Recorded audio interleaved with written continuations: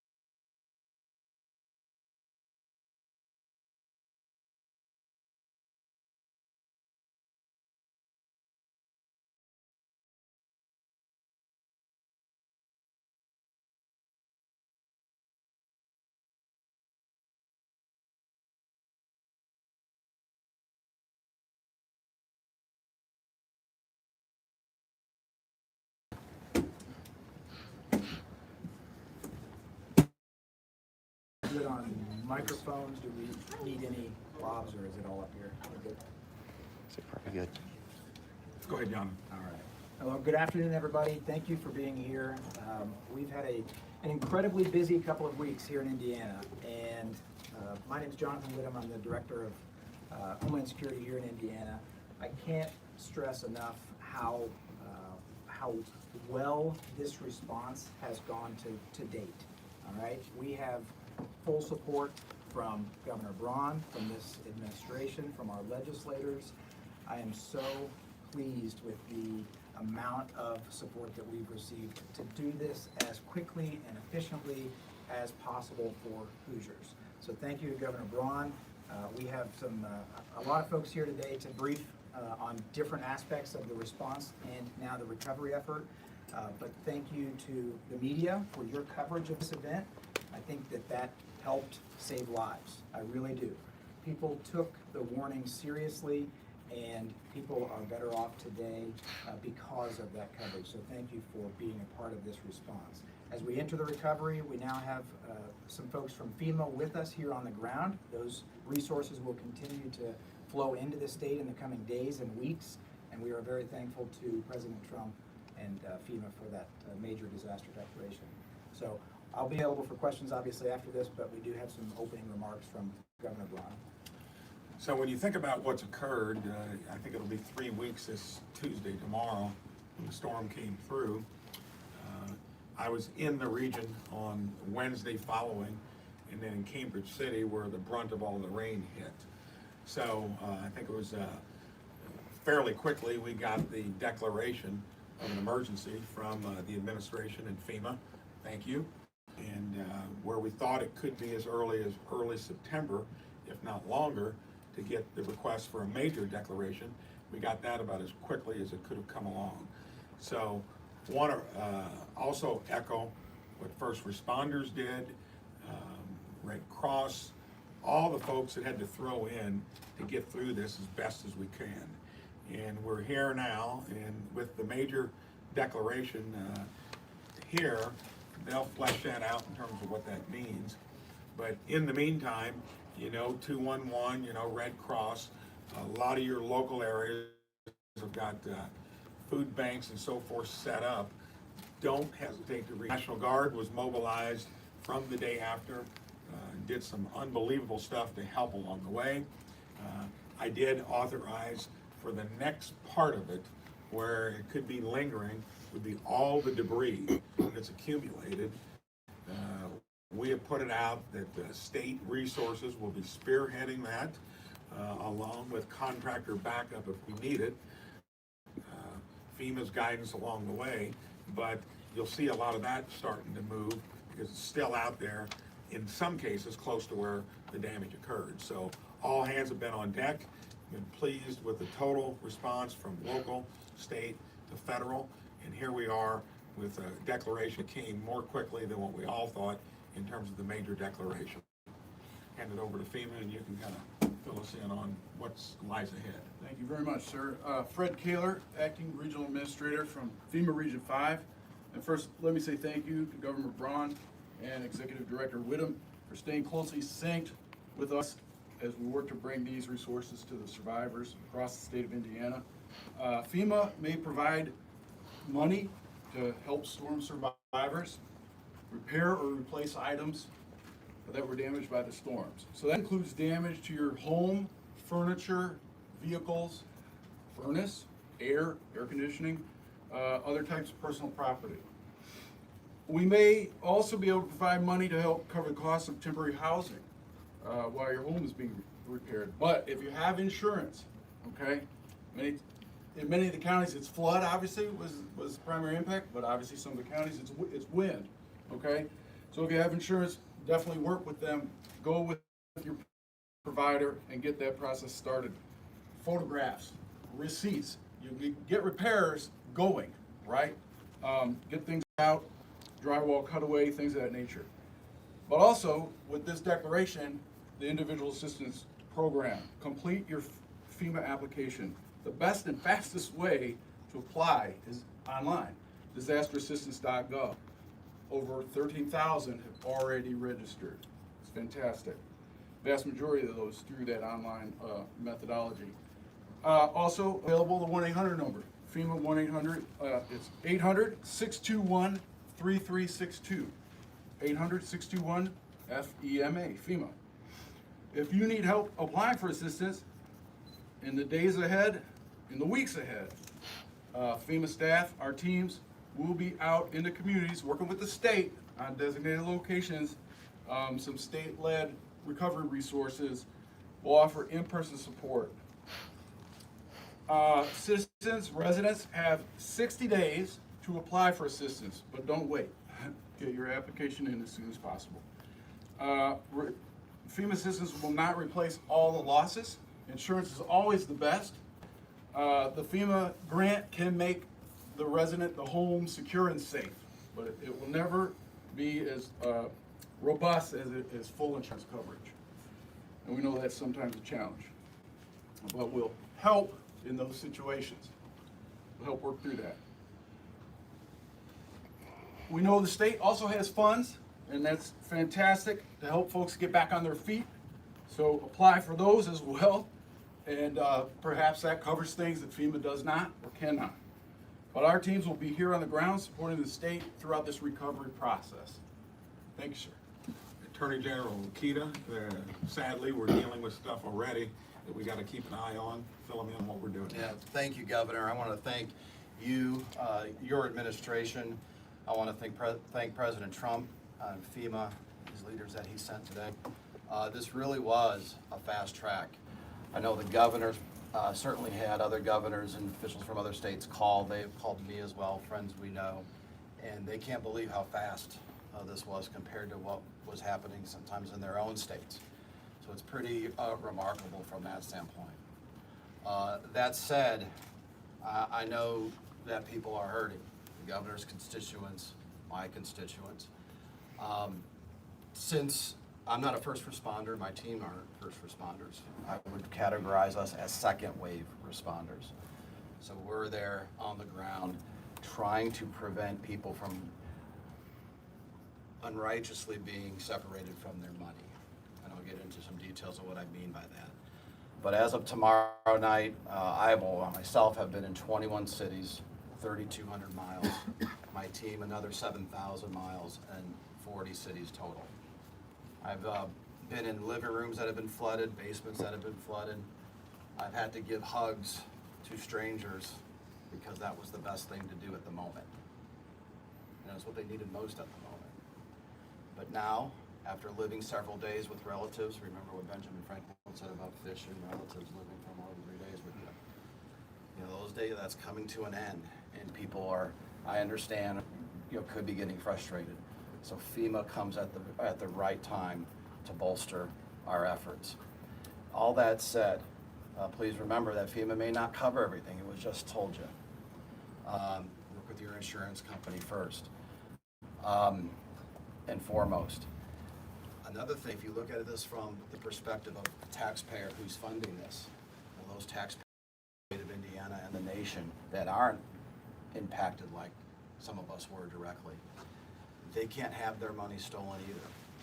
And so it's imperative upon the homeowners, it's imperative upon those that have been affected, that you're not leaving your Hoosier common sense at the door when they come knocking on the door.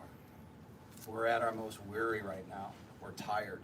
And so when that knock comes, and it's not a FEMA person, but it's maybe someone impersonating a FEMA person, or it's just this contractor who said, you know what, I can make all this pain go away.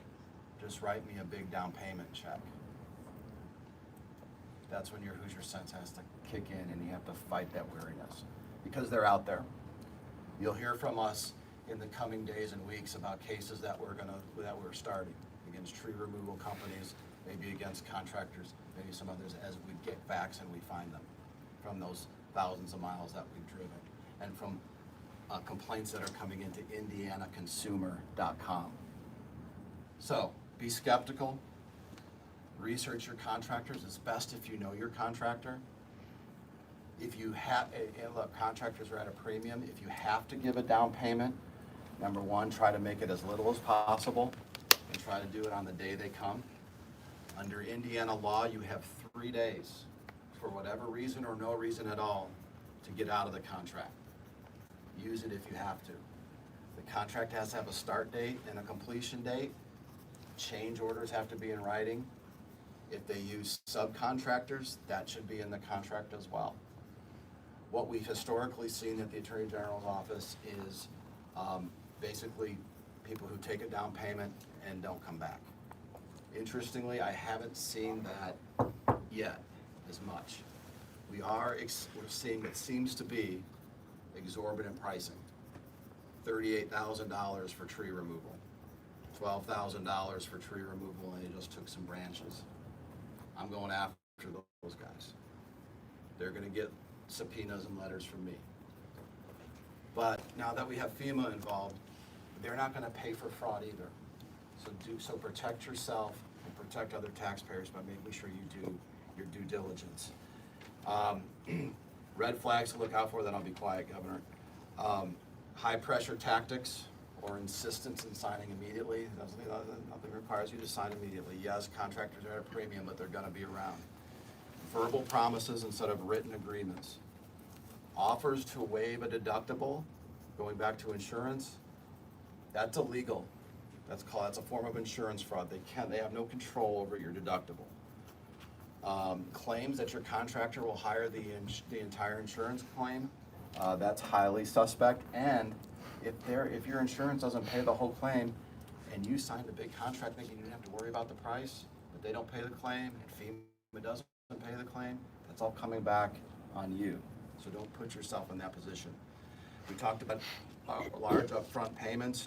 Don't give it out. Oh, and if you do have to give some kind of down payment, even if it's a slightly extra charge, do it with a credit card, because then you get that credit card's protection for the charges to be reversed in case it is a scam. Requests for multiple referrals or 5-star reviews in exchange for discounts. That should be a red flag. Not illegal, but that should be a red flag. indianaconsumer.com, 1-800-382-5516. I'm happy to take questions after the governor. Questions? Governor, does the state plan to apply for disaster SNAP for FSSA? So we are already in process of doing that? We are, yeah. So that's handled through the Family and Social Services Administration. That process is beginning as we speak. FSA will be part of the one-stop shops that we set up around the state. So anybody who's eligible for those disaster benefits can sign up either online or meet with FSSA individuals at those sites when they're up and running. Tell us a little bit more about those sites, where some of the locations you've got finalized hours, and I'm assuming that all this is going to include FEMA as well. Yeah, that's right. So we're working on kind of the initial list of those mobile registration sites right now. Those are being pushed out today.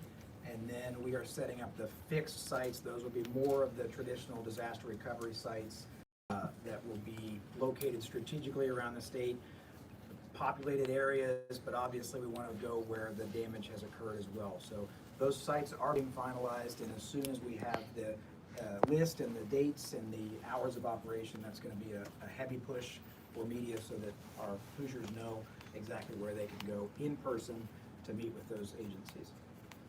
When it comes to state and FEMA funds, how long can Hoosiers expect to wait before they receive any of that funding? I'll take that one. On the FEMA side, again, that registration process gets things going, and as soon thereafter possible, it's followed up by a inspection, home inspection service. Again, under FEMA authority, and then that next step ultimately, results in what that individual grant would be for that particular household or individual in that home that was impacted. They try to expedite the process, but obviously as the number of survivors grow, then there's a volume in play there. But we do try for days, not weeks. That is the goal for every survivor, following that home inspection step. Governor? And probably on the state side, they've already interfaced to the extent of what we've had available. So you gotta remember that all started at least a couple of weeks ago. Anything above and beyond the $5,000 we had available probably would be where the federal FEMA side of it kicks in. But there are a lot of ancillary things happening community and county by county in terms of folks offering and donating hotel rooms. Every community is going to be a little different. And then remember this, Northwest, mostly wind, probably mostly insured. And it doesn't bring in the discussion flooding. Flooding, since hardly anybody had it, that is where FEMA will come in, and that's going to be mostly a central Indiana issue. Wind, you should be covered under your normal homeowners, will be in the Northwest. Governor, I know Marion County put in for both the individual and then the government assistance, received the individual assistance. Was curious if there's going to be opportunities down the line as more money is tallied up for them to apply again, or should be reconsidered for the other assistance programs, and if you want to join them after that. So there's going to be all kinds of ways to cross-fund. The immediate response was mostly going to come from the state, locals. You got to remember the range of potential damages go from $1 billion up to maybe 4 or 5. And why is that such a why? Well, you need to look at some of the destruction, especially the public infrastructure. So when it comes to what the city, since it had a decent amount of damage where it never had been confronted before, you'll have that. The state will be a backup, and then FEMA eventually to both of them. Good question. Fred, can you talk a little bit specifically about public assistance, how that evaluation process will? This is a very large event, and so, we use rapid assessments to try to expedite the process to get to a declaration. But that said, there are more counties in the governor's request that we haven't fully worked through the process between FEMA and IDHS, working with the counties to gather and collect that documentation. So that is still a work in progress, and we're trying to expedite that. But nothing is denied out of the governor's original request. Okay, that was a question I was going to ask. You asked the original governor for 54 counties and the 21 that were first included. Are you expecting most or all those 54 to be? I think you could say on the balance were the ones that probably had less damage per county. But when you're talking about a system that starts as then ends with an ocean of water being dumped, and it was kind of differential along the way. Once it made it through 3 counties in the Northwest, the winds back down to 60 miles an hour. That still can be a lot of damage. And then rainfall really wasn't an issue until it got at the tail end of it. So that is why, to get into more detail on the counties less affected, we'll find out what that adds up to. If I've already been approved for state level aid through 211, do I need to reapply through FEMA separately? Is there any interface between the state's system and FEMA's in that regard? No, with new declaration, you have to establish your survivor application number, which you get through registering with FEMA. So it's highly recommended. Everyone in those counties that have been declared for individual assistance, if you sustained any level of damage, register for FEMA. For your FEMA application, if you're a renter, what do you need to submit versus what does your landlord need to submit? So there is documentation, but if you're the affected survivor, renter or owner, register for FEMA assistance. And then as part of that interview, as part of before online, you're answering the questions online. The questions will go based on how you answer. The follow-on questions will come, and that initial registration just gets filled out, and then they have all that basic information. So whether you're a renter, whether you're an owner, it's about what happened to you and your contents. I've seen some landlords saying that they have several properties, and because it's not their primary residence, they think that they can't apply for home damage and stuff. Is there any clarity on that? It's true the individual assistance program is for the primary resident. So in this case, we're also going to have Small Business Administration, our partner, and so many times those landlords with multiple properties, they will, seek a low interest loan for those situations. Jonathan, I know you guys are still early on in the process of recovery, but in a situation like Conner Prairie or in Indianapolis where floodgates were used, maybe some damage, Conner Prairie, they had some berms, everything being replaced. How quickly is the state going to work with those entities to try and find solutions for those? Immediately.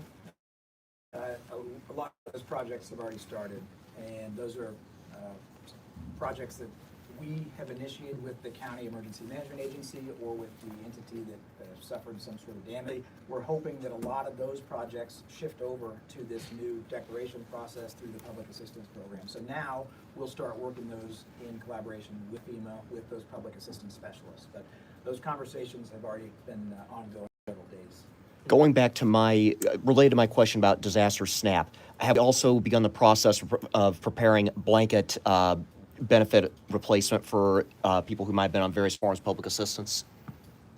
Yeah, I think those are all conversations now that are happening. Obviously, some of those are triggered by a federal declaration. And so I think the message is any form of assistance that could potentially be available to survivors is going to be made available. I think that's our goal, and we will check those boxes as we hit those different thresholds and mile markers. But so far, everything that we've experienced and seen come to fruition has been kind of on a rolling basis. So that will be evaluated if it has not already been. Governor, I want to confirm that you believe the possible total damage to be up to $5 billion. I don't believe it.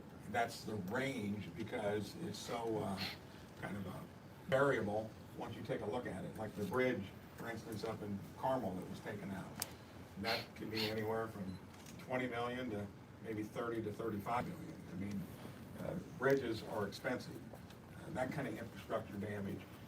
Our own NDOT, early on, which had been a major traffic jam, one of the heaviest laterals in the country, 70, they actually permanently fixed it in 2 days. And that's because they were fast-footed. There was a construction company there close. I didn't think that was possible to do in a permanent repair. But that was some urgency, as there would have been a major detour to get that kind of traffic around, and they completed that in 2 days. So there's variables in terms of how quickly you can address it, and also the total cost of it. And then, Attorney General, could you speak to how someone can tell, like if FEMA has to come to your house to do one of these inspections, how can you tell if it's a legit person from FEMA? I guess you can speak to this too, versus a potential scammer. Yeah, good question. Like I said, we've had a couple FEMA impersonations already. And if not a direct impersonation, they made wide statements like, oh, FEMA will cover this, don't worry about it, just sign here, which is probably even more prevalent. And they have no authority, they don't know exactly what FEMA's gonna cover and whatnot. You just heard from the horse's mouth, so to speak, that, not everything could be covered and work with your insurance first, for example. But he'll tell you how FEMA has special ID, booking form, that kind of thing. But also they, once they're able to, they're reaching out to get to the homeowner or the renter to establish that contact and set up the appointment. So they know someone's coming at this date, this time. And then also identification and so forth on arrival. Can you talk a little bit about what that home inspection looks like, what you guys are looking for? Because I'm sure many people have already started the repair process, so it's gonna be very different than what it was, when they got into their home a week ago. Of course, that's where the photographs come in, video, absolutely critical, receipts, things you had to buy, cleaning supplies. All those things, for sure, documented with photographs and or receipts. Also, based on that interview, whether it was by phone or filling out the online, then even before the inspector comes, they sort of know the extent of damage as described, as reported by the individual. So they know what they're dealing with based on the initial information filled out. But they're prepared to go in the home, down to the basement, around the home, exterior, interior, and that's what the home inspection would look like. And is that kind of a rolling process where you can keep submitting receipts, or do those all ready to go when you submit the application the first time? No, it's definitely can be rolling in that sense, but obviously, one stop would be ideal. But many times, the way the process works is, that information that comes from the home inspection is what goes into the grant for that individual. That grant will come with a letter which describes, this is what the FEMA inspection resulted in, this is the amount that has been sent to you, and then here are appeal procedures. Now it's called an appeal, but what it really might mean is, in your instance or your example, a new receipt came along, a new repair came along. So in that sense, there's a method or a mechanism to continue to work with FEMA, and that can either be through phone, because you have a registration number, or going to one of the sites that we And one other discussed thing, earlier. there have been lots of businesses and individuals that have offered stuff free, like Noblesville had like a pantry set up almost from day one. So you'll find, depending on where you're at, it hurt to check around to see what might be there.